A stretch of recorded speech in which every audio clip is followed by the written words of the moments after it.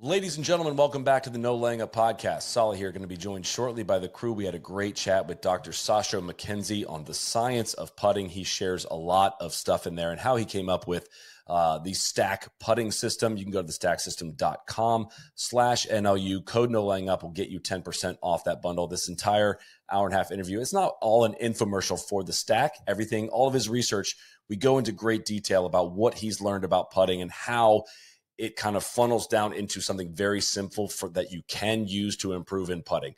So yes, this is somewhat of an infomercial if you want to call it that. But let me tell you, I was the one that wanted to do this interview greatly because we talked with Sasho for 5 minutes last week about putting. And I was like, just stop the convo right here. Let's record all of this and let's share it with the people because there's a lot of great information that he's about to drop on all of us about putting. And I'm getting ready to go try out some of the stuff we discussed in there, as you'll hear very shortly. So thank you to Dr. Sasho for the time. Thank you to the Stack System, stacksystem.com/NLU, code No Laying Up for 10% off. Let's get to our chat. All right, Sasho, welcome back. We are going to be talking putting today. If folks did not tune in, last year we did a podcast. It was episode 913. It's one of my favorites. I get a lot of comments still on that one. We talked a lot of speed in that one. We are going to be talking putting today. I'm joined by my friends as well, Mr. Neil Schuster. Hello, Neil. Good morning, Soly. Great to be with you, Doctor. I'm fired up. I love the look of the lab. I'm ready to get into the science of things here. Cody McBride is here as well. Hello, Cody. Good morning. I'm pumped for this. As soon as I heard that the good doctor's coming back, I have my putting struggles, so I was the first one to be like, yes, please send me. I'm pumped. And so, all right, Dr. Mackenzie, if you can give the listeners a quick bio on yourself, your qualifications, some of the work you've done around golf, in case people are somehow not familiar. I'm sure there's a 20-minute version, and I'm sure there's a closer to 90-second version. Probably vote for the 90-second version here, but I'm sure you've got that rehearsed. Yeah, no problem. Kind of avid golfer growing up. Was more of a hobby. Did my PhD thesis in customizing shaft stiffness to a golfer's swing.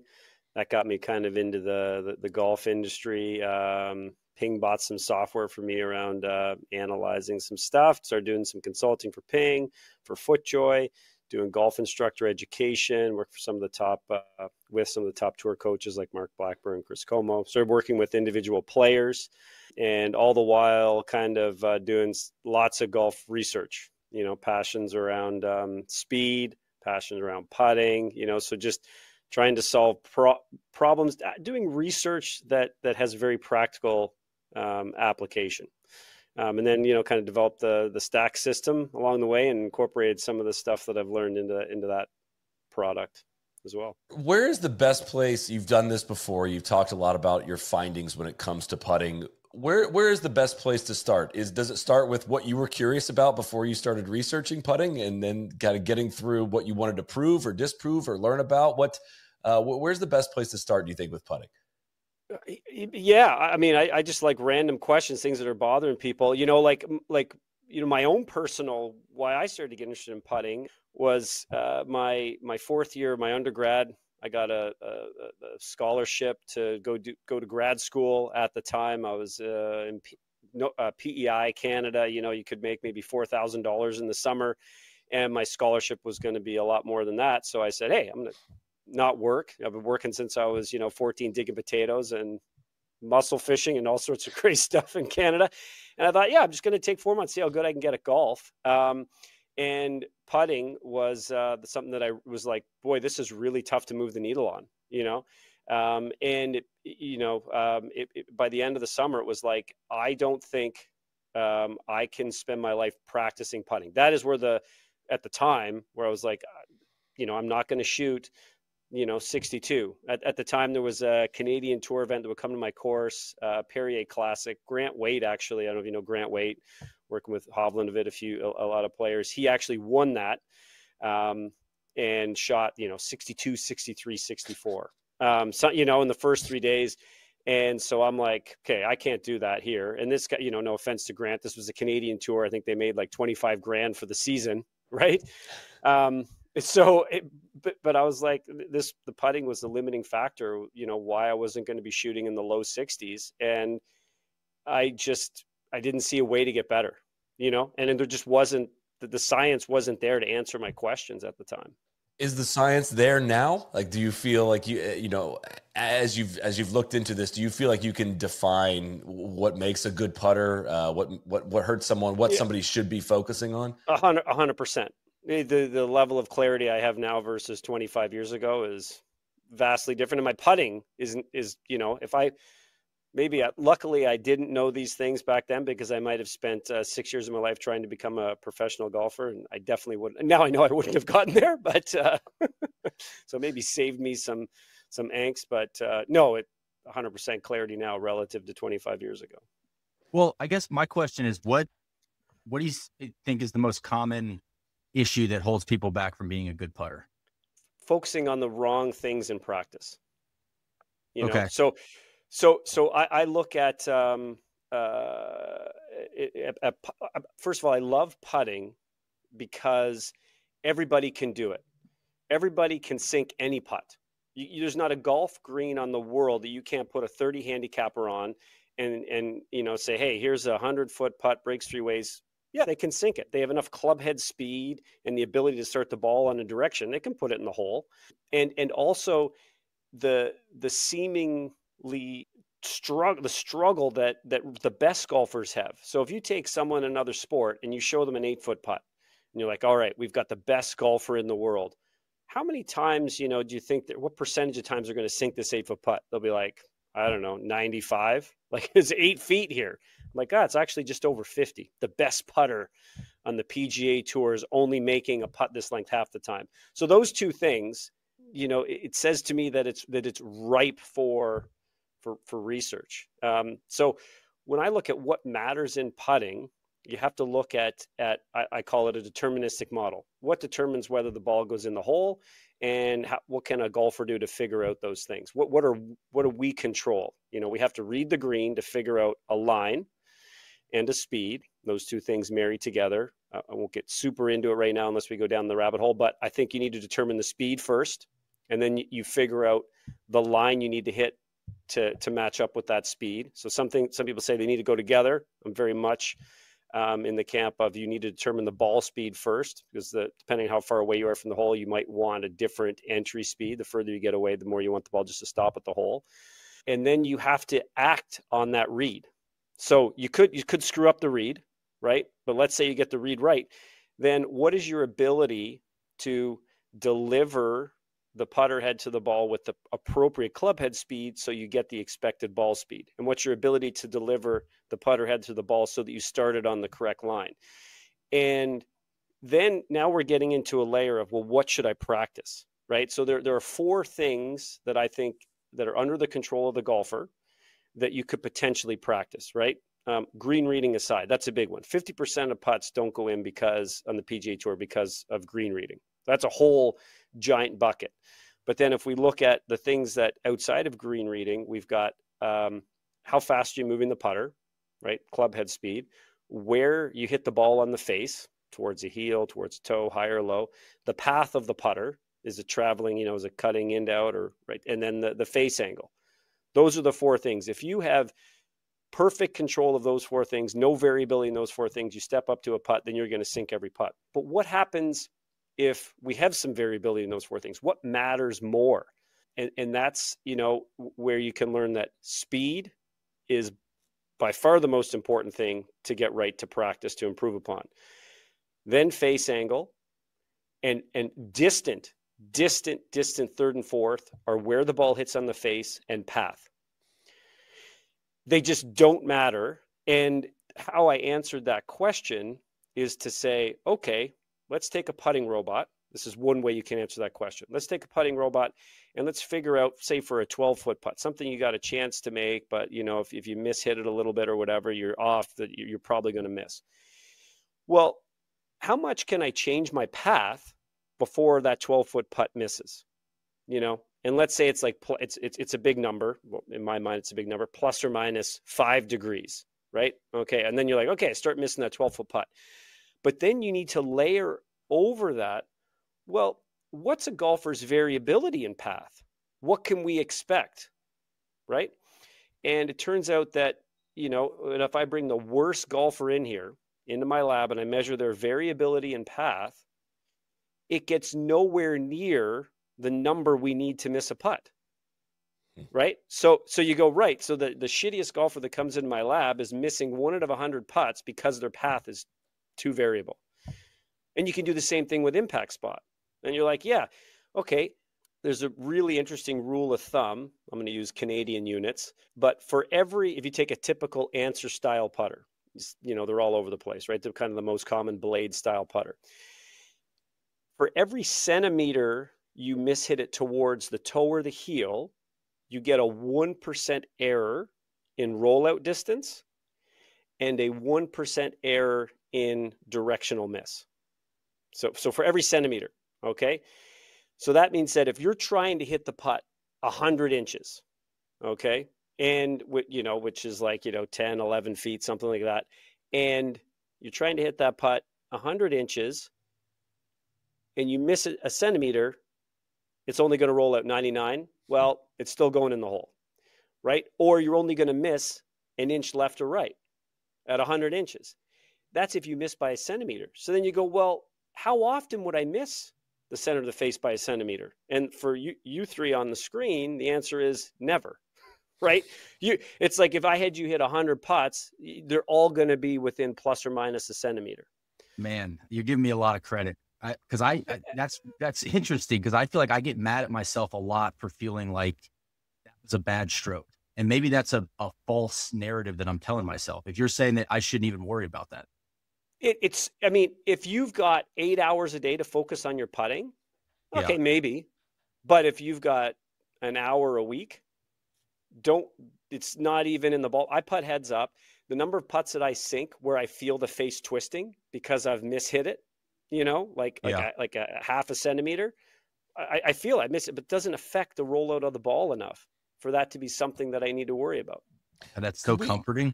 Yeah, well, I guess to Neil's point, I'm wondering where we say that was a bad stroke, do we really mean that was bad face control? Right? Is that kind of what you're getting at here? What would feel like a bad stroke to me is really just you did not, because you said the face control, the angle of the face matters a lot more than the path and the level. We're building up to that, I believe. So if I feel like I pulled one, that's not really it's not likely to be the stroke as much as it is bad face control.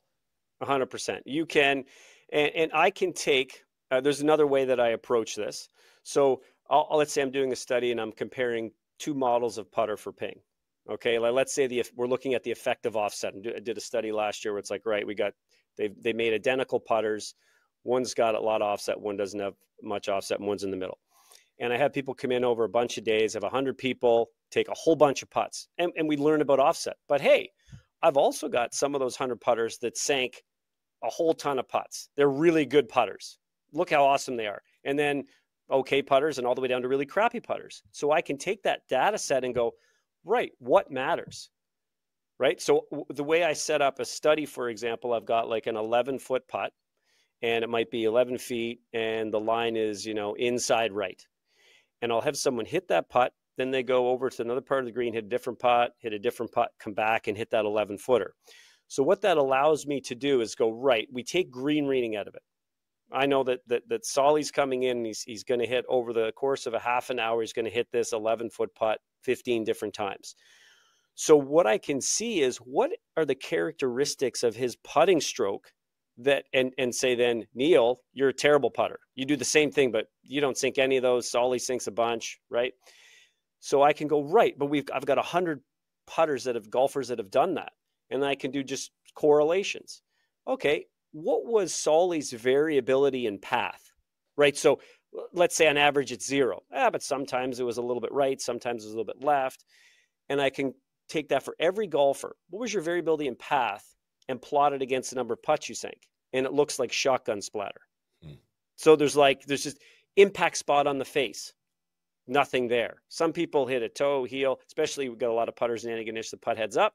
It tends to increase your variability of impact spot in the face. Face angle control, that's a pretty strong correlation. Speed variability, super strong correlation. So the people that have really tight control over their putter head speed are the ones that are going to sink more putts. That's a factor that helps me determine there's a correlation between you step up to the putt, you know what the speed is, can you execute on it? Yes, you're a good putter. You can't, you're a bad putter. Path doesn't matter because it's not changing the direction the ball launches. Face angle, that's pretty important. So let me ask the question. Speed is the number one. Just so I'm clear on face angle. Are we talking face angle like open, closed face, or like Correct. vertically, like where the putter faces, de-lofted or over-lofted at impact? You're talking about left, right kind of? Left, right. Angle. Okay. Left, right. Exactly. So the very, very low signal in terms of the variability in loft. Okay. Whether that'll affect a little bit how far the ball rolls out. Raise your hand if you think that the backspin on the ball matters in putting. You want to get that ball rolling sooner. See anybody in the? Yep. Okay. Sure. So here's a little thought experiment. Okay. So I measure this and I can get the data and be like, yeah, it doesn't seem like there's anything there. But here's a thought experiment. Let's say you've got a 40-foot putt, we'll call it, right? And we're just sitting on the fringe, but just on the fringe. So as soon as the ball leaves the fringe, it's going to start beyond the green. Okay. And you've got Jason Day with his 54 and his putter. So it's a 40-foot putt. And you're going to have him hit 10 of these with his 54, right? And 10 of these with his putter. And let's say that we got yellow balls with the 54, white balls with the putter, and he's going to alternate. What do you think the dispersion pattern would look like between those two conditions? You think Jason Day with his 54-degree wedge, do you think, 40-foot, just a flat, maybe a little bit uphill, do you think he's got a pretty good shot at sinking that 40-footer with his 54? As much, it's one of those but not ones like where you over go 50%. It depends on what you say, like good chance, right? Yeah. But 1 in 10, I'd say 10% sure. chance. But right. How many times is he getting up and down? 40, 50%. Is that? Maybe all the time. 85, 90. 9 out of 10. Okay. From So 40 feet. 54, not with the putter. Right. Yeah. Right. But so you think a number of times tour players are like, God, maybe I putt it, maybe I chip it. It's like 50-50. I still feel like a pretty good shot that maybe I could make this. I'm definitely, getting up and down. Okay. And if you actually do this, I've done this with James Ridyard. I don't know if you know who James Ridyard is. He's a short game coach in the UK. Lots of players, good players. And then you look at the dispersion patterns or their distance control. It's just as good with the 54 as it is with the putter. In many cases, it's better. Okay. Now you go, okay, if spin is super important, we've got like, if you launch a putter with a lot of backspin, like you crazy, look at that. This is terrible. You can hear it like across the green. We're talking 50 RPMs of backspin. That's like, wow, that was terrible, right? You want to launch it maybe with like 10 RPMs of topspin, to get it rolling nice and smooth. Jason Day with his 54, he's getting like 2,500 RPMs of spin. So you can go from 0 to 2,500 and have almost no difference in distance control. In fact, we would be like, I want to get a little check on this and it really help me control my wedge shot here. So if you can go from 0 to 2,500 and see no discernible difference in being able to control distance, why would you care about going from 0 to 20 with your putter? Got it. Or 0 to 50. So that's just a thought experiment, right? So I want to emphasize for people listening at home, probably not. You're not saying for you as somebody sitting at home, 54 and a putter in that situation are going to give you the same results. We're talking for a tour pro. Like it would be different for a 10 handicap. Yes. Right. All we're doing is trying to show what is the effect of spin. Yes. Launching with backspin, does it create chaos? No, it doesn't, because we can go to the extreme. And even with that tour pro, you've got all sorts of contact issues that are coming into play with the putter versus the wedge. Despite all that, right, we're still seeing, he's getting up and down just as often as he is with the putter. So it's just my way of saying that it's a really small knob, right? Whether how you're getting that ball rolling, it can have a a qualitative effect on the person. You don't like to hear the ball skidding. You like to see it rolling pure. Fine. No problem. Now you're speaking my language. But it's not something you should grind on, right? If you can in my lab and you're launching it with 50 RPMs of backspin, that's all right. Let's keep working with that, but let's improve your putter head speed. let's work on getting that putter head speed. If you read the green correctly, can you execute on that putter head speed? That putter head speed is going to have such a large influence on ball speed that where you hit on the face, whether you launch with a little bit of backspin or not, just doesn't matter, because the average golfer's variability in club head speed washes all that stuff out. Okay. And you're saying there's in the lab, you see a big, I don't want to say dispersion, but I'll say dispersion with putter head speed. People cannot have a lot of people don't have a consistent putter head speed, which leads to problems with speed, like reading the speed of a putt properly. It's not even whether they have, that is the biggest differentiator between successful golfers in my lab. If you're a good putter, you can step up to a putt. You have an idea of how hard you want to swing this putter to get the correct ball speed. And if you're able to do that repeatedly relative to somebody else, you're going to sink way more putts. If you are really good at zeroing out path, like if I put two gates together and you're like, I'm never touching these tees, that is not predicting your ability to sink more putts at all. So why would we practice it? Right? If you're like, look at me, like I can hit the center of this putter face every single time. Don't care. It's not really something that's going to matter. So don't practice it. Okay. So how can you work on, how do you work on like putter head speed? Like what would be a way that I could work on that at home, or, the consistency of that, like to drill I'll give you one guess. Well, yeah, of course, but no, but I'm curious. So, no, but that's exactly what stack putting does, and I'll tell you why. If I was working with a mini tour player, most mini tour players want to grind on their swing. Just give me 30 seconds here. They're like, oh, can you look at my swing? And I'm like, okay, send me your stats, right? Yeah. Oh, look, your strokes gained approach is pretty darn good. What's your strokes gained putting? You're losing two puttings, and then I'll say, okay, well, how do you practice putting? And the first question I ask them is, how many unique putts do you see in a half hour when you're on the green? How many different putts do you hit? They're like, I don't know. I spend 25 minutes with the gate and the mirror. And then they're like, I don't know. Maybe I don't even see it. I spent the whole morning and I saw two different putts.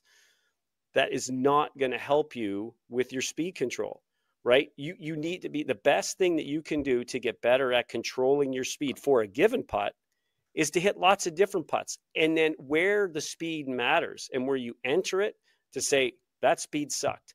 And also you need to be able to differentiate between, did I misread the speed, right? If you want to get better at executing a speed, you have to determine, do I suck at determining what my intended speed should be, or do I suck at executing on that intended speed?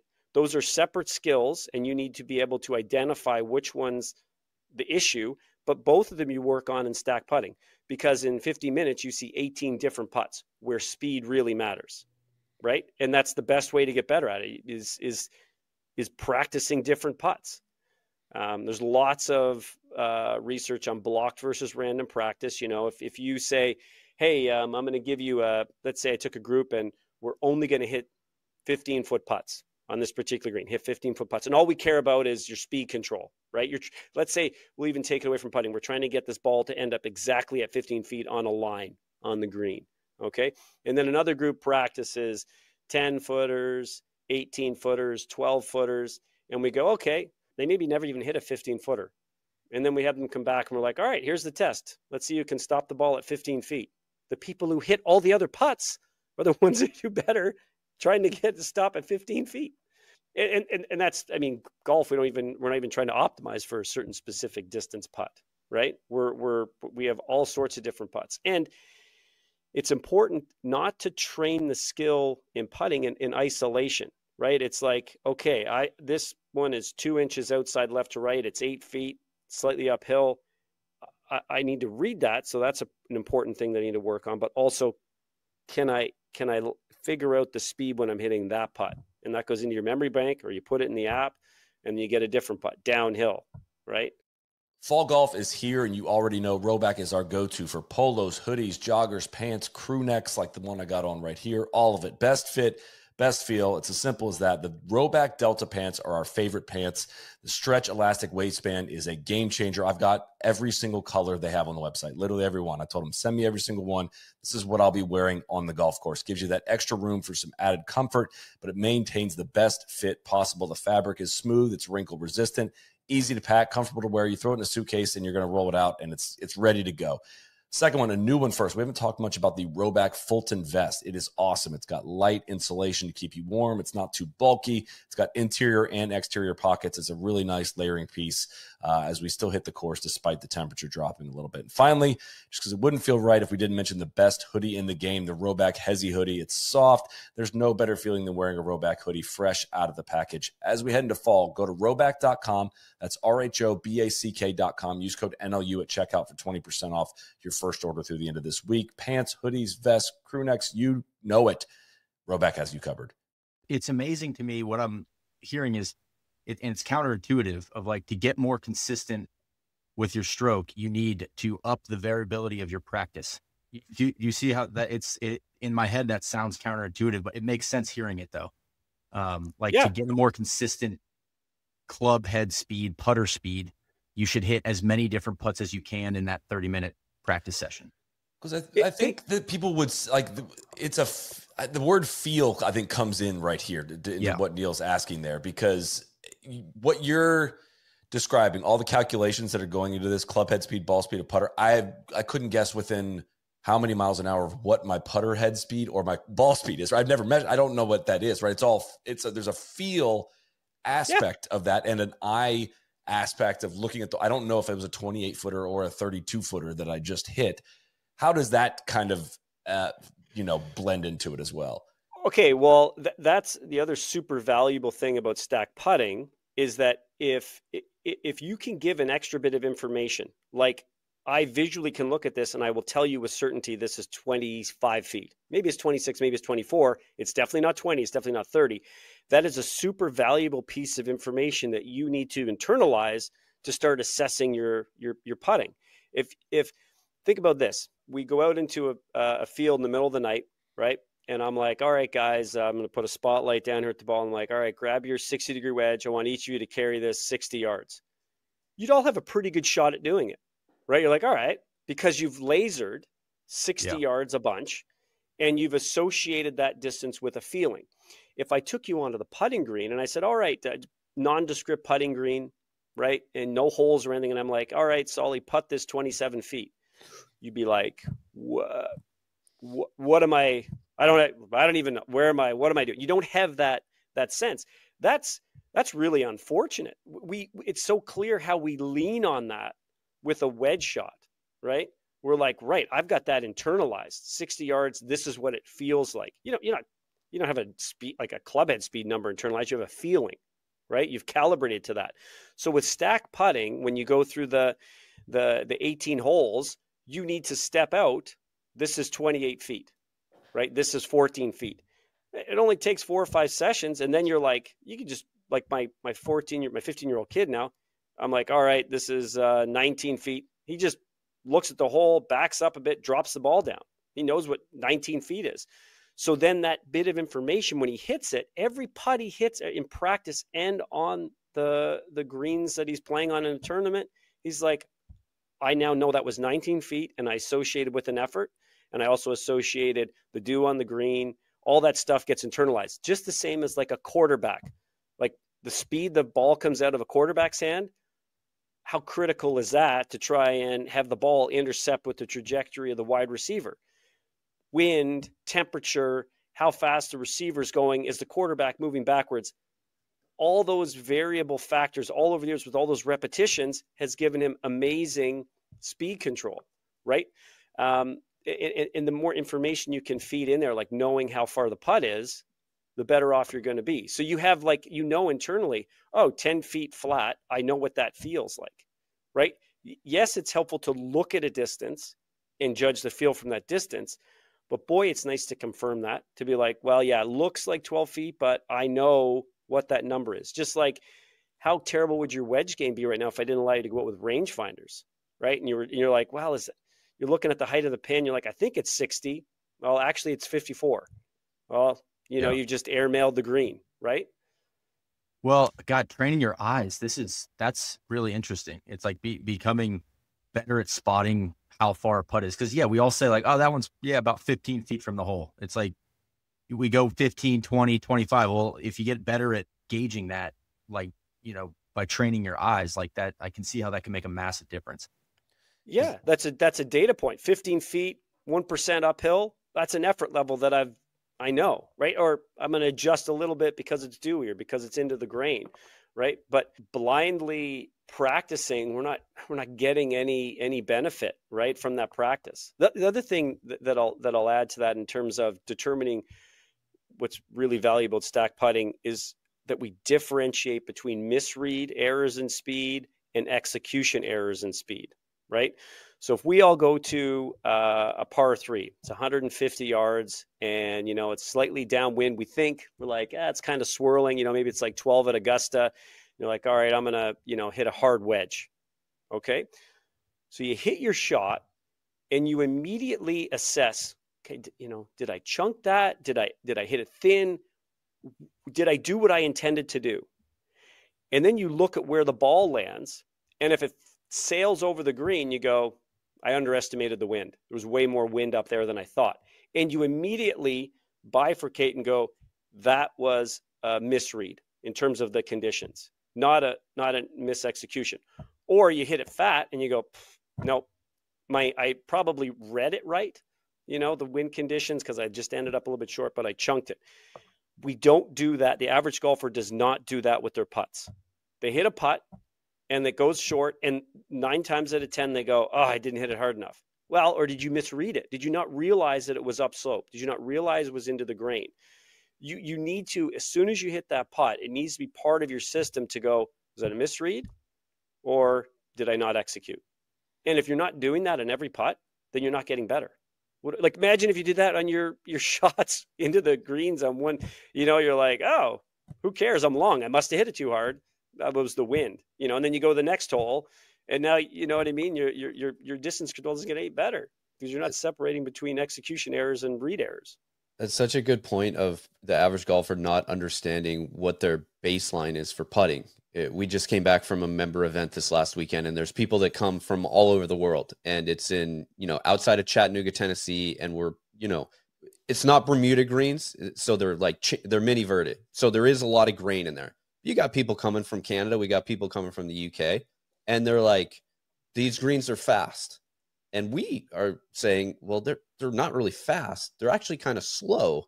They just don't have an understanding when they're trying to figure out what the difference is of what their actual baseline is. And you see them as soon as you add more little data points to their own equations, trying to figure it out, they default back to, well, they don't even know what a 15-foot putt is.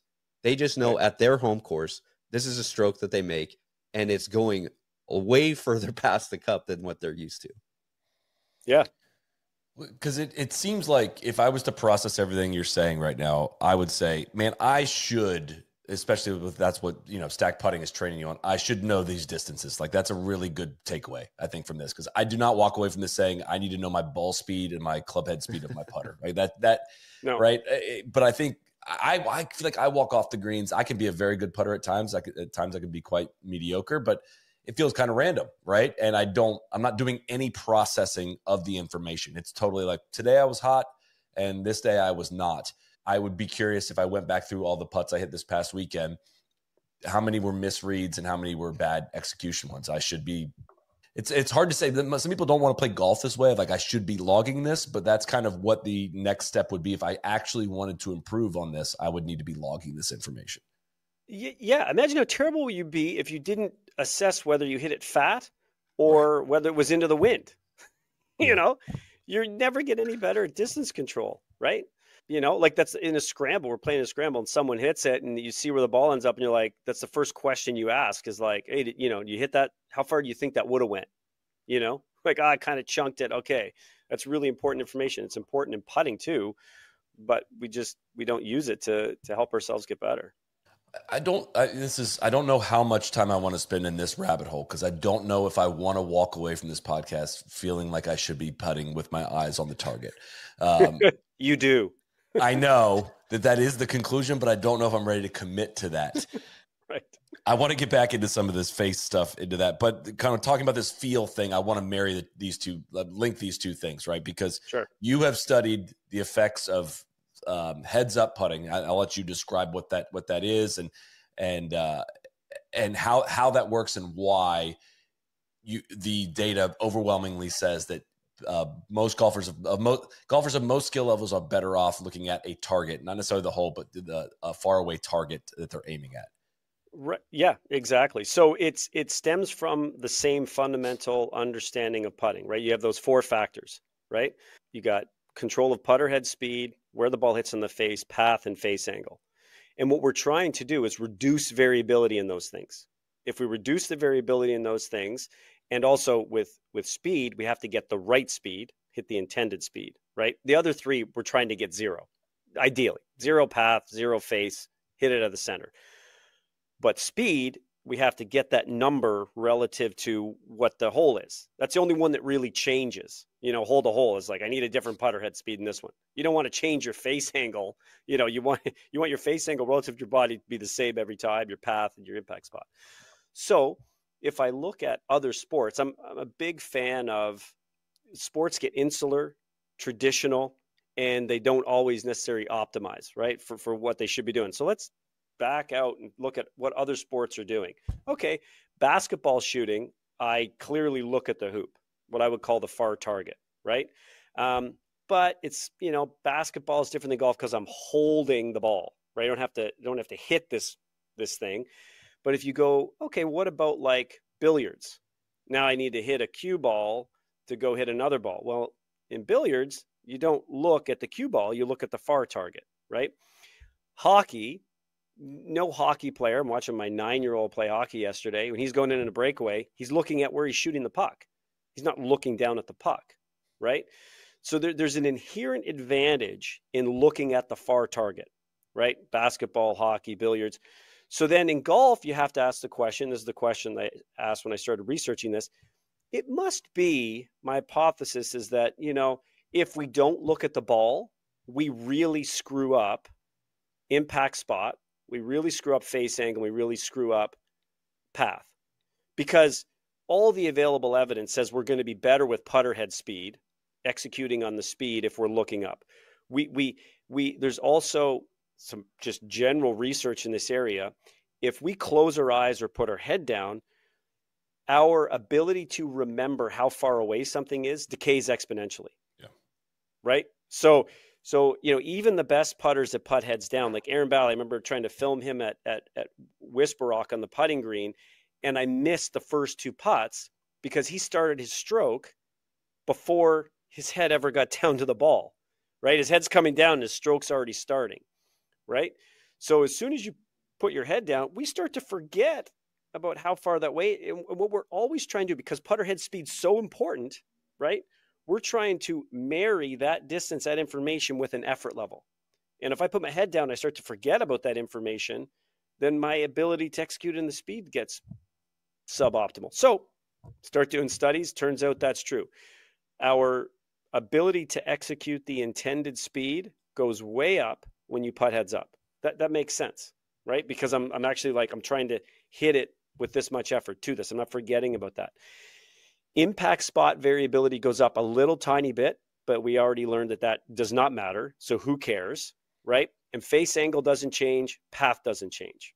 So when I bring people in my lab and I give them a half-hour lesson in heads-up putting, and I say, look, and usually these people who've putt heads down for the last 20 years of their life, and they're not bad putters, and they're coming like, "What? This is crazy. What am I?" So they're already super skeptical and you're wasting my time. I'll say, look, nothing changes. In your setup, you read, everything's the same.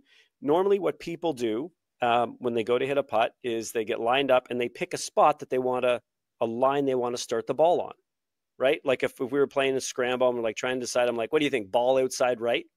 And everybody's like, yeah, okay, ball outside right. That means I'm starting the ball. If there was a laser line coming out of my face at impact it would go through that spot, ball outside right.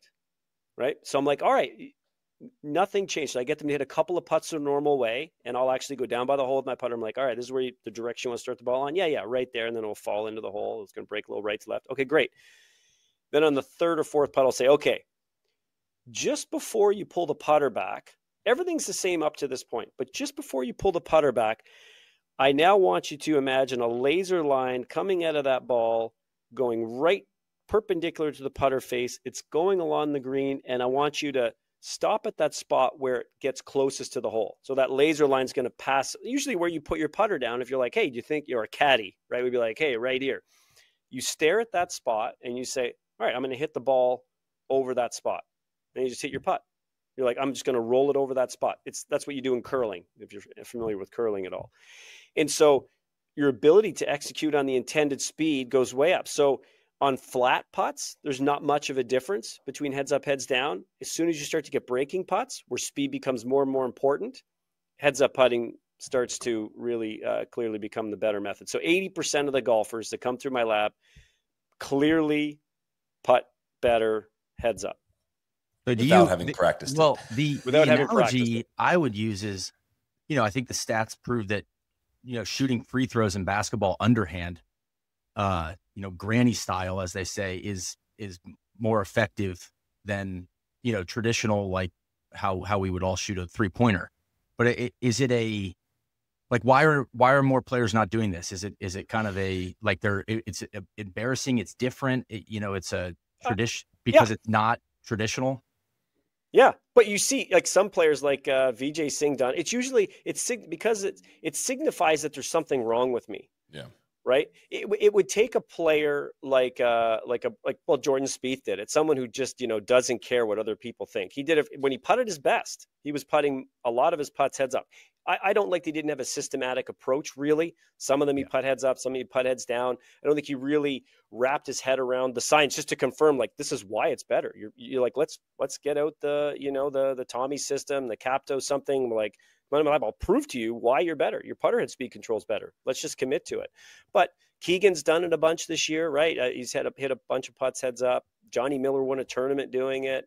Sergio and Highsmith, they both putt with their eyes closed. I know. But so if you're going to putt with your eyes closed, like just At least look at the hole. Well, yeah, we were talking to Highsmith about that. He was like, it's the same as Spieth looking at the hole. I was like, I don't think that's not, to me, the same thing. But the heads up thing is interesting. Also, there's a whole lot of benefits that go along with just the narrow context of what we're looking at. So I track head movement when people do it. There's less head movement, and there was actually a study by a Canadian motor control person that showed that the best putters have what he called an allocentric head movement, where your head moves on the backstroke slightly towards the target and then on the downstroke slightly away from the target. And when you putt heads up, you get more golfers falling into that pattern. It's a very small movement, right? So, and also the overall movement is less because the ball's coming into vision. You never wonder where that's going and look up. Also, the whole psychology around worrying about impact. A lot of people get the yips because they anticipate, they can see that putter head coming in the ball. And they're like, something bad's going to happen. You look up, mechanical thoughts go out the window. Yeah, I have that. That's a problem for me as well, Cody. I feel like I'm anticipating a bad stroke, and I put that in air quotes. Impact spot, path, those things don't matter. Yet we see the putter. We're like, oh, look at, you start your backstroke and you see the thing go out to the, outside or inside. And you're like, this is going to be terrible. What am I? Oh, all of a sudden I've hit the ball. This is tragedy. You don't see that.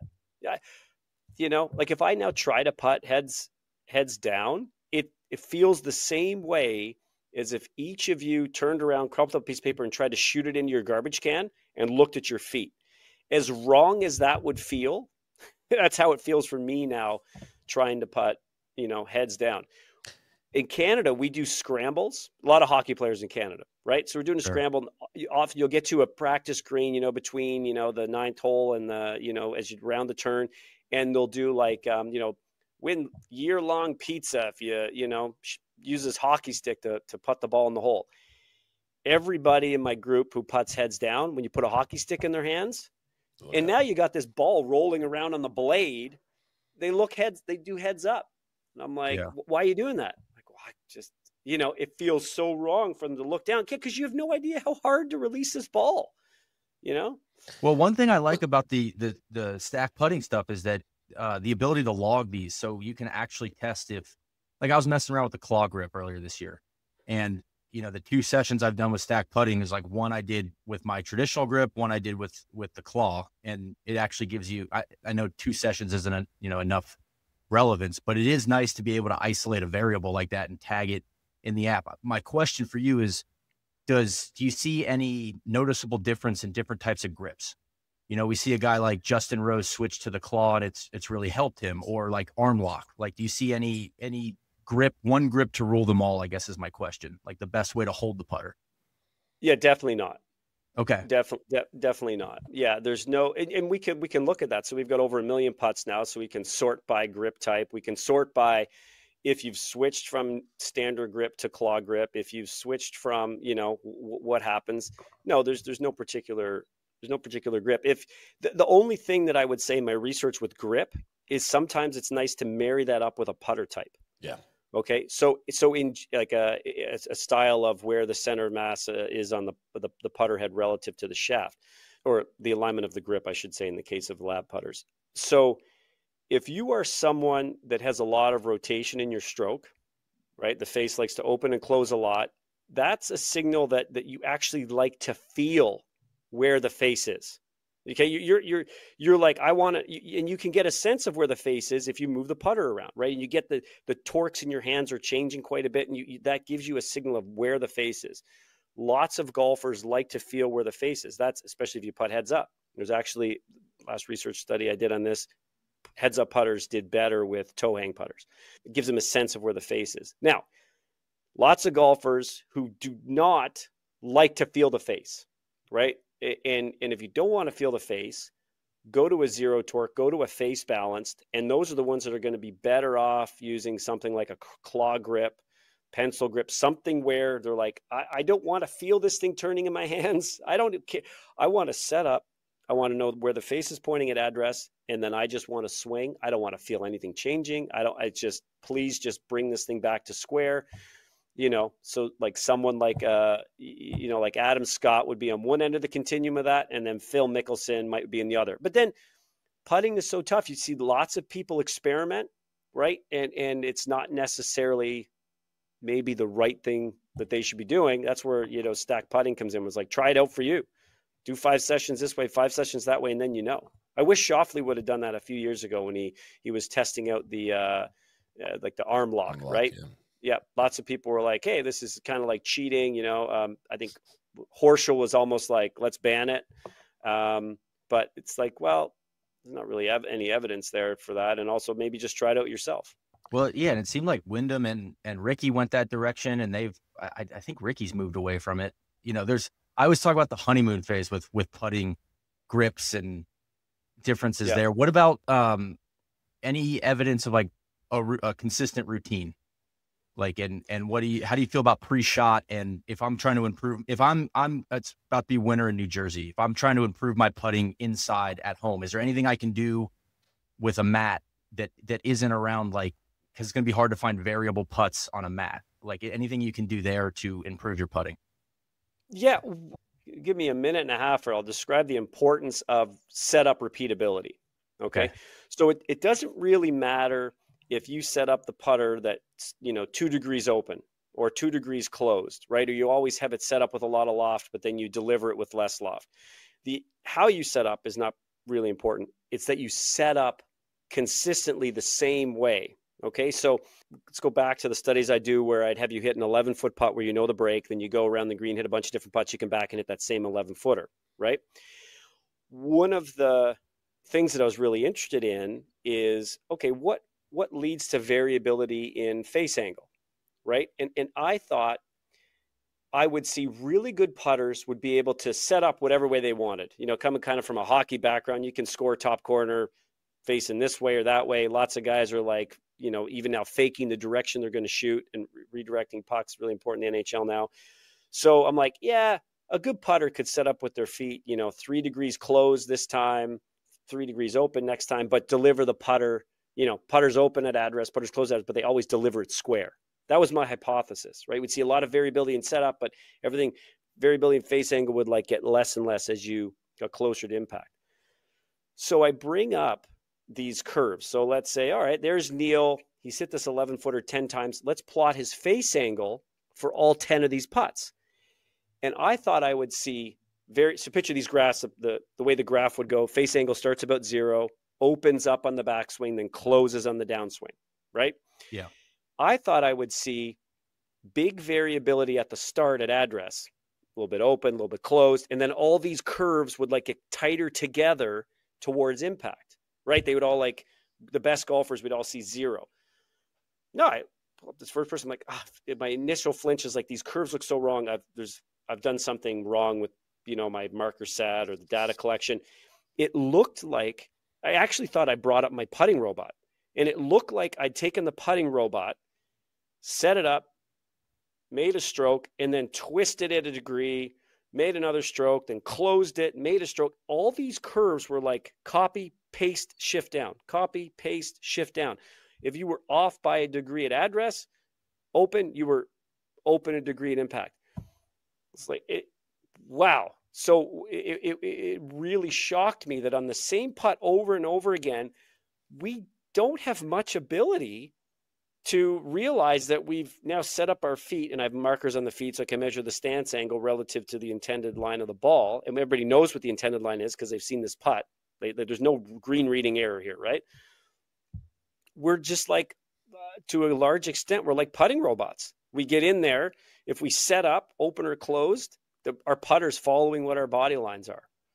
So the ability to get into your correct setup is super important. And so I presented as an aside, this was, part of a ping putter study that I was doing, but as an aside to some of the engineers in the room, I presented it. Hey, by the way, here's an amazing thing that I've found, for your own putting. And all the ping engineers are very much into, golf themselves. So they were doing a little putting competition where they had to hit a bunch of different putts. And so one of the engineers was like, all right, once he sank one putt, he's like, I'm not moving my feet. So he started raking the balls in because he knew, like, all right, this is my good setup. And he ended up winning. And then that was a trend. It was like, all right, so it was just highlighting that it's a real thing. Yeah. That you do want to be particular about, if you set up and your feet are usually 3 degrees open to your putter face or whatever, or square, get good at doing that. Get good at making, don't be haphazard about how you're setting up to your putt. That really matters. That's going to dictate what your face is doing at impact. See, that's actually really comforting because that's a controllable. And I found that even in the full swing, the more focus I put on setup, and less on like where my hands feel at the top or just these like mid swing things. Like, and putting, I feel like I've focused more on like, making trying to make my path a 0. And it's like, well, you should just focus on like making sure your eye line and your feet and your shoulders and everything before you take the club back is in the right spot. Yeah. So I'm a big fan of, every once in a while using a putting mirror and some strings and stuff to make sure that you're still calibrated, and also from left to right putts or right to left putts. But that's not the bulk of your practice. That's like, I had a bad putting day or I'm not feeling comfortable. Okay, do some of that work. But it's not something you grind on as much as, controlling your putter head speed variability, right? It's something that you could take a look at if putting's not going great, but it's not the main focus of your practice. I'm sorry to back up a little bit on this with the heads up putting here, because you're very conclusive that this is the best way to putt. And we do not see many golfers do it. And we do not see the best players in the world putt heads up almost correct entirely.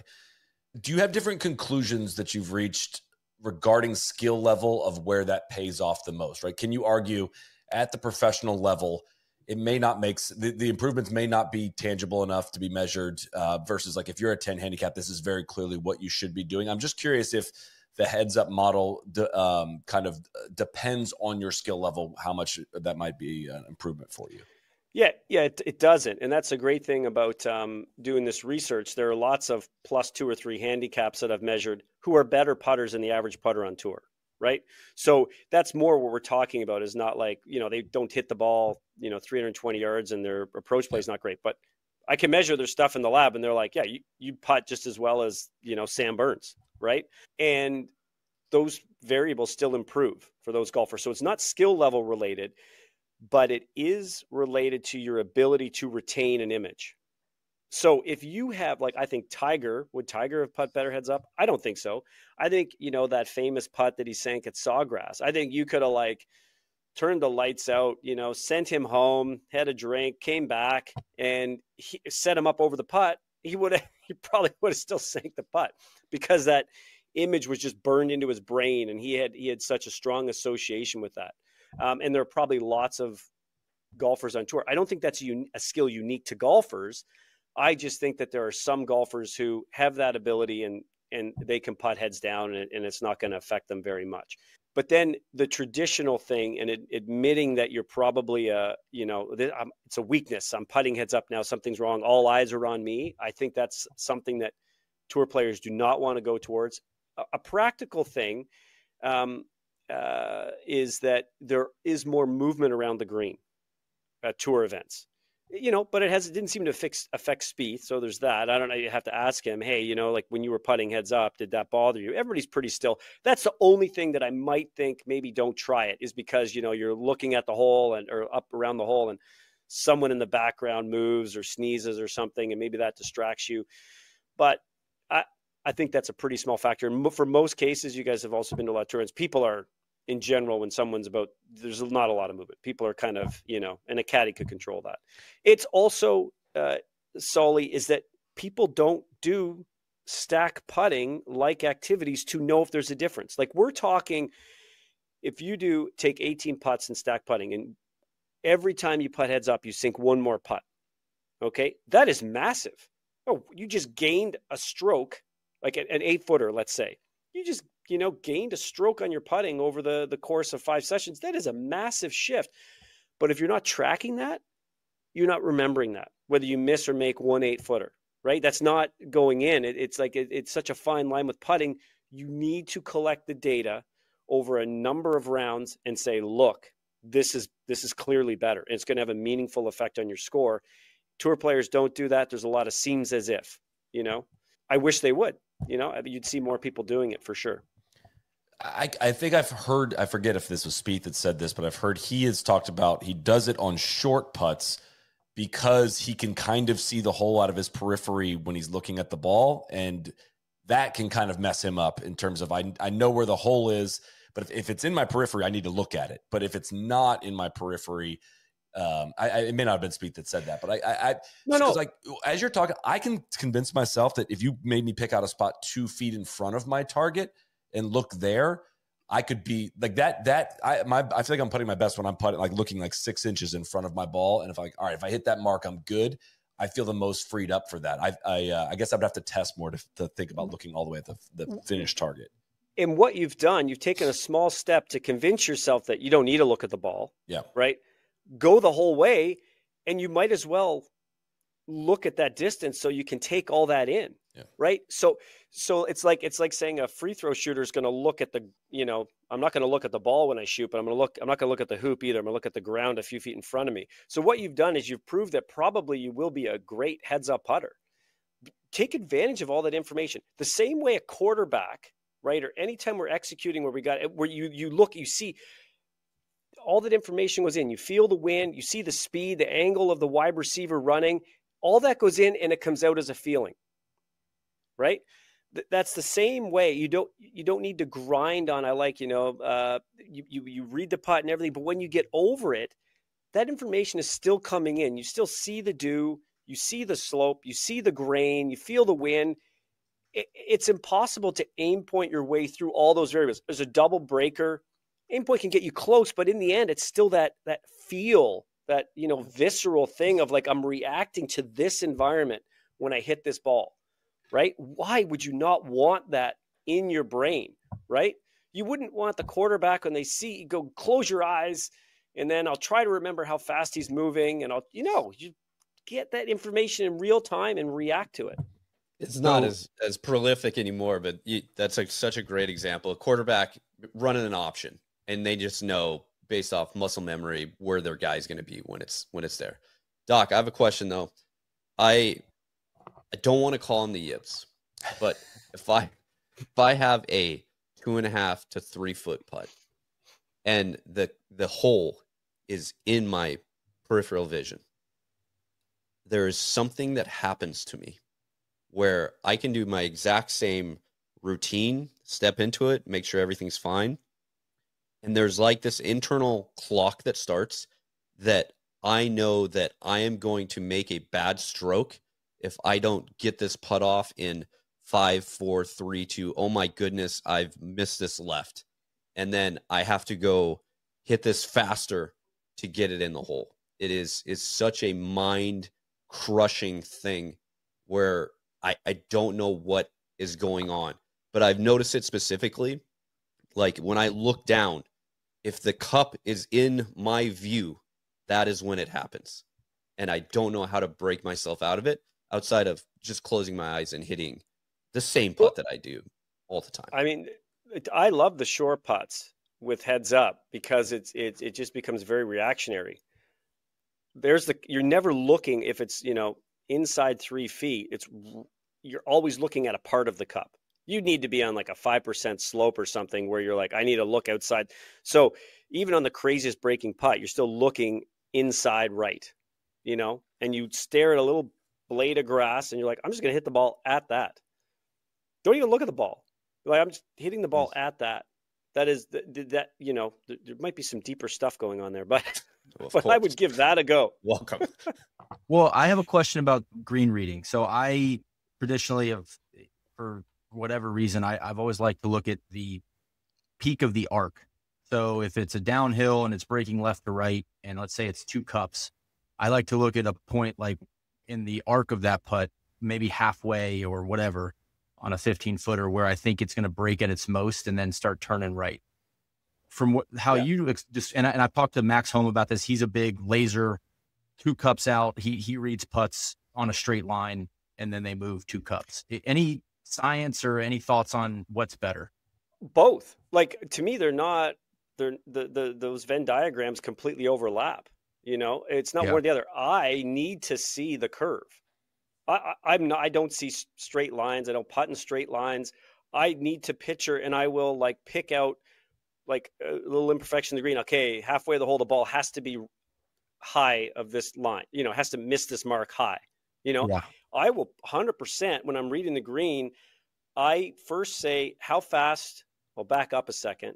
How fast do I want this ball going at the hole? I always decide speed first. If it's a lag putt or super slick downhill, you eventually default where all putts you want just dying at the hole. You want to center your dispersion at the hole. So a breaking putt, 20 feet and longer, 100%, I think I need to pick the highest line possible that can still get this ball to the hole. But that's based on the speed. I've decided I need 0 ball speed at the hole, right? Then once it gets inside putts that become, more makeable, then now I want more and more ball speed at the hole, eventually where I get to a point where I never want the ball going past 2 feet, right? And I just decide on that speed, right? So once I decide on the speed, how fast do I want this rolling by the hole, then I know the speed, then I pick my line that will allow that speed to go through, get the ball to go through the center. So I'm totally picking curves, right? Like when I decide on a 25-footer, I'm trying to lag up there, I need to see the curve of the putt. But then once I decide on that curve, then I pick what direction do I need to start the ball on so that it follows that curve. And it's only at the very last part of it where I go, okay, I see a straight line where I'm going to hit that. But the whole rest of the time I'm reading the putt, I'm seeing curves. But curves, for you, curves. with the eyes up, you're thinking about at the very end, you're thinking about a point next to the hole. You're not looking at the point halfway there.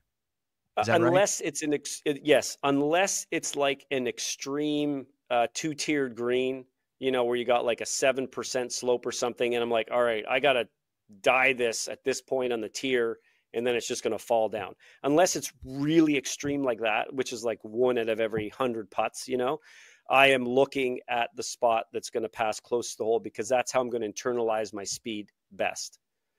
If it's super extreme putts where I need to get the ball to actually almost stop, then I'll be like, I want to stop the ball here, and I might look short of the hole, but usually if it's super downhill, even those cases, I'm internalizing that slope and the distance, and that's why I'm still picking a spot near the hole. I'm like, okay, this is how far I want this ball to go, and I'm internalizing the slope, the wind, the grain, and I'm reacting to it. Yeah. I don't want to walk this into aim point, but do you, just like people not having an understanding of how far putts are for them, like what their actual distance is, do you think people would have a better understanding if they knew the actual percentage of grade that their putts is on? Yeah, 100%. I think aim point is probably the best green reading system out there, but maybe it's given too much credit for the precision required to make a putt. Some of the assumptions, it gets so still dependent on your inherent ability to go, okay, is that 1% the whole way? Like what if it's like I see so few putts, like a 15-footer, that it's like, oh yeah, it's 1% from my ball to the hole. So you're still like, well, it's like 2.5 for this bit, and then a half here. And also because of my philosophy, my ball speed changes, right? I'm like, I don't want the same ball speed at the hole, right? I'm changing that depending on how long the putt is, right? Then that starts fucking with the aim point. But I think it's super important to use aim point to know, like 1%, 2%, 3%, 100%. That is very helpful. Overall, this thing is kind of like at 2%, so it's definitely breaking right to left. It gets you in a ballpark. And also, I don't think enough people use aim point. Speed is more important than line, and not enough people who are using aim point use aim point to get the slope in the the uphill or downhill, which to me is way more important. No one, if you looked in the PGA Tour this year at all the 3 putts, right? And 3 putts because the lag putt was shitty, right? Not because they missed a 2-footer, but you just said, all right, look, it's not because they had poor line. They had poor speed control. No one 3 putts because they, their line was off a foot left or right. They 3 putt because they left it 8 feet short, or they blew it past 10 feet because they had a speed issue. You see, someone's got a 50-footer and they're really honing in on the line. No one's ever like standing this direction to the putt to try and figure out whether it's on average, this is 3% over this 40 feet uphill, or no, this is actually on average, it's flat. That's where more effort should be put. I like aim point because your eyes can fool you. You need to be able to feel the ground under your feet. You need to be able to classify 1, 2, 3 for sure. I just don't know if I wouldn't rely on it. Not shitting an aim point to the point where it's like, I know that I need to hit this ball 4.5 inches outside right. I think there's just too much going on. It's like a quarterback being like, right, compute. No, react to what you're seeing. React to how do you factor in grain? How do you factor in wind? How do you factor in? Is just I want that as a feeling. Calibrate that feeling to a speed that you execute to. I know Mark Brody's done a lot of analyzing. Strokes gained obviously comes from him and whatnot. But what putts matter for people that are listening to this, right? What putts should you be practicing? I think a lot of people throw balls down the putting green and hit 25-footers on repeat. What's the best, other than just strictly stacked putting, what is the best length of putt for people to be practicing? Well, look, this is we used Mark Brody's research, strokes gained putting, to define the premier putting session putting distances. It comes from Mark Brody. He did a presentation a number of years ago at World Scientific Congress Golf where he said, all right, what putt distances separate out? Actually, it may have been at a golf magazine top 100 summit that he presented this at. He said, all right, what putt distances in strokes gained terms separate out someone that's really good at putting from someone who's really bad at putting? And it's really important. Like 0 to 3 feet doesn't matter. 4 feet to 7 feet, that's where you get a big differentiator, right? That's what's going to determine. And then next most important is like 7 feet to 12 feet, and then by the time you get to 30 feet, it's like, yeah, this is not, if I was going to have a putting contest, right, against Sam Burns, and you're like, all right, you get to pick 3 putts, I'd pick 3 35-footers, right? He's not going to make them. I'm not going to make them, but we're both probably going to 2-putt. right? I am not picking 3 8-footers. I'm losing. I'm probably also not going to pick 3 60-footers. We're going to end up with an 8-footer, 10-footer after that. And so in stack putting, you get a high percentage of putts. Your highest percentage of putts are between 4 and 7 feet. Next highest percentage are between 7 and 12. And then we throw in a handful of lag putts up to 30 feet, you know. And then if you really do suck at lag putting, you know, then you can do creative and do some lag putting. Yeah, it's interesting. Mark Brody in that same presentation, a huge fan of Mark. We're good friends. He does this. You guys are familiar with the book Thinking Fast and Slow by Daniel Kahneman? Not. Fantastic book. Great way to think. Lots of biases. So Mark does this example at the Top 100 Summit. He says, "Hey, okay, everybody, write down all the words you can think with that start with K. I'll give you a minute." Okay, so everybody, you know, kite, kaleidoscope. People are writing it. And he goes, "Okay, there's your list. Okay, now I want you to write down every word that where the third letter is K." Right? Everybody's like, "Oh, you know, like a few people write down acknowledge." Right? And then he goes, "Okay, who wrote more letters down that start with K?" You know, everybody raises their hand, and there's a few people. Luckily, I'm already familiar with this, so I had a list of like 40 letters, 40 words that the third letter was K. Bike, rake, hike. Oh, yeah. And if you look at the English language, there's way more letters where the third letter is K. And he relates this to a bias that we have, and he tells a story about Luke Donald, who phenomenal putter, went to Mark Brody with his coach, and they were like, "Look, putting's gone down. I need to be one of the best putters in order to, succeed out here. Putting's gotten worse. My 3 putting is the issue," right? And so Mark takes a look at his statistics from the years that he was putting really well compared to the years that he wasn't, and he's like, "Well, yeah, you 3 putting maybe a little bit cause of your drop in strokes gain, but your 1 putting is the biggest issue. This is you're not sinking enough 1 putts. That is." But we don't. So he was having the conversation with me. He's like, "All right, think back to the recent tournament you played in. How many 1 putts did you have in the first round?" He's like, "Oh." Takes him. Has to go through every hole, and he's like, "I had 6 1 putts." It's like, "Okay, how many 3 putts?" "I had 2 3 putts." Knew it right away. Right off the bat. Right off the bat. And so you have 2 3 putts in a round, and you're like rage, right? Like, this is one of the best putters in the world. Why am I 3 putting? So then you get a little more tentative on that 15-footer that's downhill right to left. You're like, and you walk off. So he actually compared 2 of Luke's rounds, one where he had 8 1 putts and 2 3 putts. But that was 6 birdies, okay? And versus 2 bogeys, he was 4 under. Versus another round where he was 1 under, no 3 putts. Right. But he only had a couple of 1 putts, but it's that bias that we have. Probably thought he got putted great that round compared to the other one. Right. Well, and its approach skill too can affect some of this too. If you're hitting it to 25 feet and not making anything, it's different than if you're hitting it to 10 feet. And then you might have a putting problem if you're not making any 10-footers, but you're not supposed to really make the 25-footers. Yeah.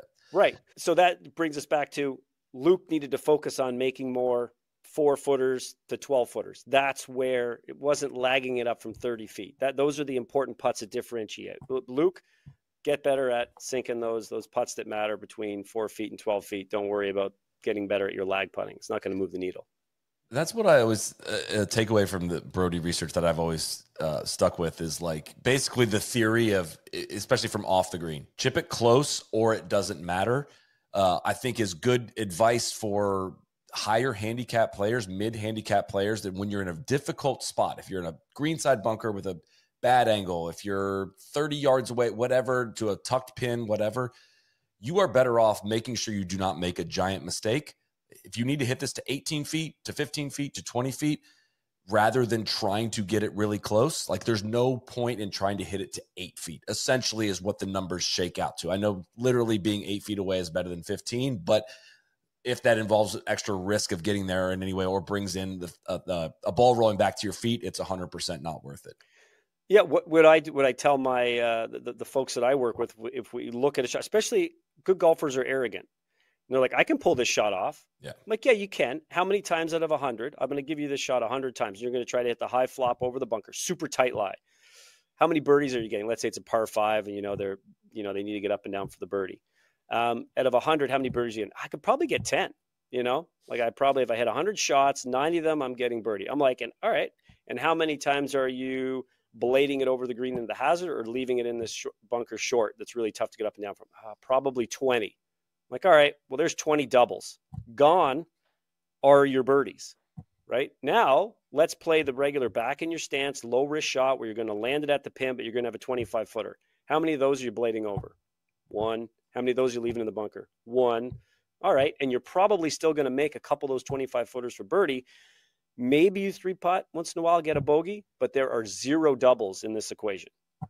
Zooming out a little bit on green reading, anything in your data that shows like golfers have a tendency to overread versus underread? Like, is there any correlations with like how people read greens and biases there? Yeah, they certainly conceptually underread, right? So in terms of amount of break, if you say, let's say in reality, the aim point line is 2 feet. Well, they're going to tell you a foot, but they're probably going to play it at 2 feet. Okay. Right. So they're probably more like you, Neil, where they're looking at the apex, but in reality, when they set up and hit it, they're actually starting it, a lot higher than what they're telling you they're going to start it. The other thing is usually they're just under reading speed. If it's a makeable putt, most people are under reading speed. So it looks like this is what's also important about the Stack app. And I love watching tour players who are missing like maybe a 12-footer. If you have like an up, let's say, it was one round I tracked Rory doing this. Might have been in the first round of the first FedEx Cup event. He'd hit a putt and it would roll out like, let's say a 12-footer. It'd roll out like 6 inches past the cup, but on the low side, right? Just miss on the low side. And I, asked my kid, we're watching the other, I'm like, is that a speed error or a line error? He's like, speed error, right? Because I'm hounding him on this. But most people want to say, no. If he had aimed that a little bit further left, it would have fallen in the middle. Like, yeah, but he doesn't want that ball just like ending up 6 inches past the cup, right? He wants that thing going 12 inches minimum, probably 17 inches past the cup. Pretty much everything inside 30 inches is a gimme for a tour player, right? They're making 99.95% of them. So you want to have the optimal ball speed to break, not have it affected by the irregularities in the green, but also maximize cup size. And that means that ball should have been rolling at least 17 inches past the cup. If he had to hit that putt a little faster, it goes in. That's a line error, not a speed error. So to get back to your question, Neil, most golfers are under reading perceptually if you try to communicate with them, but they're actually executing on the correct read, but they're not hitting it hard enough. So it is going to miss low, and it's probably a speed error, not actually a direction error. Can you tell us a little bit about what the types of conclusions you can reach about your own putting through the Stack Putting app? Like if I'm looking at my numbers right here, kind of jumping off the page, and I have not done enough sessions. I got super motivated after talking to you about this last week and did go out and do one immediately. But uphill left to righters, I would have said are no problem for me. And it is telling me I miss them, and I miss them in a particular fashion pretty consistently. And I just had never thought of that until I looked at it and it smacked me right in the face. Yeah. So with every putt you hit, we walk you through it. You first decide on a speed and a line, right? And you commit to that, and then you execute on it. And as soon as the putt's over, the ball rolls by, you need to tell the app, you need to first think, did I execute it the way I wanted to? Yes. Then it wasn't, and you missed, then it was a read error. You hit the putt. Did I start it on the line I wanted? Did I hit it hard I wanted? Yes, it missed. Read error. Okay. And then you go to what the physics had happened. It missed left or it missed too fast. So all that information is going in the app, and it takes, half a second to do it. And we can't track that throughout the putting session internally. We don't know what's going on. But as soon as the session's done, we show you what percentage of your misses were fast or slow, and what percentage we got these two clear little lines. They're like, hey, you've got a right miss bias or a slow bias. And there's enough random where one session maybe you don't know, but after you accumulate a few sessions, it becomes very clear that folks have systematic biases. And we also track on a clock face, or you can use words like uphill left to right, or it could be from like, uphill left to right would be from like 8 o'clock on the clock face. 12 o'clock straight downhill, 6 o'clock straight uphill, 9 and 3 directly across the slope. You can use a clock or uphill, downhill, left to right stuff if you want. We know if you have a tendency from one of those particular positions, you can break in the graph in the app. There's insights that come up with a spider plot that will show you that. And a conversation I was having with Mike Weir, he was using stack putting, and he was like, God, there's a graph that's like, oh, my left to right putts are just they're my Achilles heel. I'm missing all these left to right putts.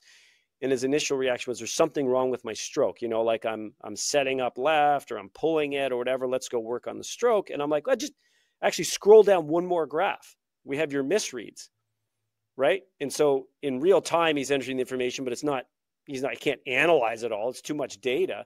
But the graph is like, hey, on these left to right putts, you're misreading them all. You decided on those left to right putts in real time. It's a misread. And so he was under reading the left to right putts. So then he didn't have to work on a stroke. He was like, all right, I got a left to right putt, consistently under reading it. I'm just going to aim a little bit higher. So then the app will tell you what that issue is. That's where I wish I was more diligent about entering variables when I first started doing this. I could probably go back and edit it, but I look at I struggle more on uphill putts.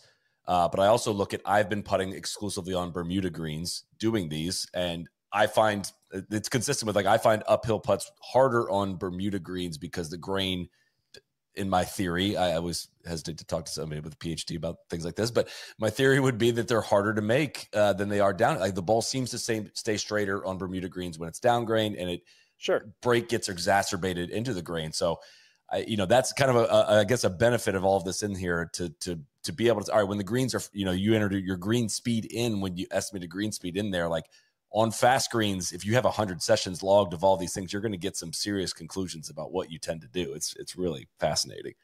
Yeah, stack putting it's about giving you the best insights, but also giving you the best way to practice. Yeah. All right, we have thrown a lot at you. Anything else before we let Sasho go, guys? Well, a couple myths. I have just a very general question. Do you think anchoring belly putters, they got banned? Anchoring got banned. Was it an advantage? No, I'm super passionate about this. I got a love-hate relationship, mostly hate, I guess, with the USGA and RNA for a game that's so quantifiable, and should be based on reason. And they actually, in their white paper about why, you can't anchor the belly putter, they actually said, we don't think this is a question you can answer with science. So we're not, it's like, so then that there's no art. Okay, well, what are you basing it on? It's like that catch-all. It's not in the tradition of the game. And then they reason, even though science answers all questions, then they reason that, well, it gives some golfers, this is their main point, it gives some golfers an advantage, but not others. That's their main conclusion. Adam Scott can't anchor because it's giving, Bernard Langer can't anchor because it's giving him an advantage with that particular putter. That is exactly what we try to do in golf, is we try to figure out a grip that works for us, a putter style that works for us, a ball type that works for us. It gives me an advantage that it doesn't give someone else. And that's why I do it. And that's why you see all the myriad of techniques and clubs and pre-shot routines, heads up versus heads down. So by the same logic, they could say, no more heads up putting. They could say, no more warming up. Golfers are not allowed to warm up, because it's clear that some of these golfers that warm up get more of an advantage from warming up than these other golfers. That's the whole point of using different equipment and doing all the shit we do, is to get an advantage. I need to figure out what's best for me.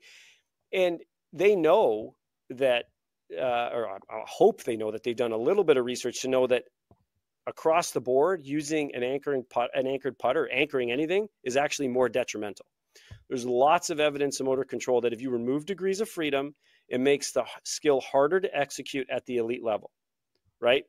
If you there's a million examples. Pistol shooting's a good one. So if you look at elite pistol shooters compared to amateur pistol shooters, where we're talking high precision here, right? Like you're trying to Do you guys remember that pistol shooter from the Olympics? I was going to say, the guy that was just like his hand in his pocket in a t-shirt. Yeah. That guy's old. Yeah.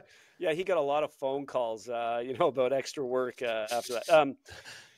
So if you looked at him compared to one of you guys that went and tried to learn pistol shooting for a couple of months, you would see that you guys would lock out everything, right? And you might just have a little bit of movement in your wrist joint, right? All the other joints, you would see all these joints moving, but all that variability cancels out. It's called the uncontrolled manifold theory in motor control, where it's like, it's good variability. It's like, if you look at Steve Nash shooting free throws, right? Ball's kind of coming out the same way every time, but if his shoulder starts to extend a little too soon, then he's going to compensate with variability at his wrist and elbow. In golf, you'll see it with squaring the face. So you'll see you can square the face with like internal external rotation at the shoulder or pronation supination at the elbow. So you might have a pro golfer, Scotty Scheffler, that's like, man, this guy's nails at squaring up the face. Wow, his variability in internal shoulder rotation is really high compared to Soly's. So is his pronation supination. But when he's less internally rotated, he's more supinated. So that cancels out to give you more control over the club face. Stuff happens in our environment on the backswing, downswing. We need those degrees of freedom to adapt. So there's a whole list with Sneed, putting side saddle or putting crook. Right. Like, we're making 50% of our putts from 8 feet. Once someone starts making 99% of their putts from 8 feet, then I might say, okay, like this is probably going to ruin the game. It's not great. But if you go from 50 to 52 because you putt croquet style or side saddle or use no putter, you can putt with both sides of the face, like what they were doing to Bryson. That's what that's what makes it so interesting. Is that someone comes out with a new technique, a new something, and it's like, wow, this is great. Look at the innovation. Don't stifle innovation, Yeah. I'm glad I asked. That's fascinating. It's passionate. Yeah. And from a biomechanics standpoint, they completely made up the term anchor. What the hell does that mean? What does anchor mean? They're like, oh, if it's touching any part of your body. Well, but the hands don't count as part of the body. Like, I mean, I hold how's that not anchored? Like, what does anchoring mean? Like, why would I want to pin it against my chest? Like, oh, I'm going to, make my signature really accurate. I'm going to pin the pen to my chest and watch how super accurate I can write my signature here. Like, so they made up the term anchor, like the forearm doesn't count as an anchor. It has to be the body. Anchor away. Let's see what happens. I'd love to see it. Yeah. Give me a break. And it becomes so impossible to judge. My most hated sport, it shouldn't even be a track and field sport. Track and field's so pure. You measure everything, right? We've got lines, we can tell, we got timers. Race walking. Where it's judged now. So now if you look at race walkers, half the field's done because they got to get out there during the race and they got to look at the ground and be like, are both feet in contact with the ground at the same time? Okay, no, you're DQ'd. Why does someone need to be zooming in on Bernard Langer's shirt to decide whether, it's an impossible rule to enforce? If he's got a puffer vest on, we don't even know maybe it's pinned, maybe it's not. It's like, this is so inconsequential to everything, and it even hurts. And at best, you're saying it's because someone gets an advantage, but somebody else doesn't, like what we try to do with everything in golf, Yeah. That's a fascinating answer. Yeah. Well said. That's good stuff. All right. We're going to let you go. This was really, really fascinating. I know I triple checked with you that I should go do heads up putting, and I still I don't know if I go to the putting green next, if I'm going to go try. I love try it. I just love learning about it. So that was a fascinating discussion. This is some great content. Go do a session heads up, session heads down. Mike Weir used to spend most of his time practicing putting for a stint, putting heads up to improve his speed control. And he never put it in play, but he was actually better at it. So just do it, and find a block of time. If you want to do it scientifically, find a block of time where you have 25 minutes. Do a stack putting session heads up then do one heads down. The next time you have 25 minutes, start with heads down, then heads up. And do that for 3 or 4 sessions where you do both, one the other way, starting, ending. That way all the variables are controlled. And then just hit the statistical comparison button on the app, and there's your answer. Yeah, we got our homework. I'm afraid of the answer as well. I know what the answer is going to be. I'm afraid of it.